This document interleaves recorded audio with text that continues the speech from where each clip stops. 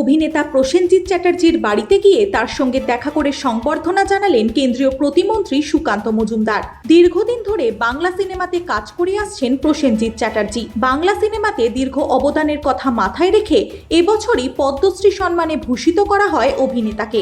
সাংবাদিকদের সুকান্ত সাফ জানিয়ে দেন, এই সাক্ষাৎকার কোনো রাজনৈতিক বিষয় নিয়ে নয়। অভিনেতা হিসেবে বাংলার মুখ উজ্জ্বল করেছেন প্রসেনজিৎ, তাই সংবর্ধনা দেওয়া হয় তাকে। আমাদের বাঙালি ঐতিহ্য কিছু তো পালন করতে হবে। এইবার সাদা শাল হচ্ছে আমাদের, এটা আপনি খাবেন না তবু এনেছে। আর যেটা খাবেন সেটা দাও, ওই যে ওখানে যখন ভয়েস মেলটা করা যাবে ওদিক থেকে তো ওটা দাও, এটা খাবেন। এর মধ্যে সব ফুড। থ্যাংক ইউ, এক কাপ চা তো খেয়ে যাবেন আপনারা? হ্যাঁ হ্যাঁ হ্যাঁ, দাদা একটা ছবি আছে এখানে দাও।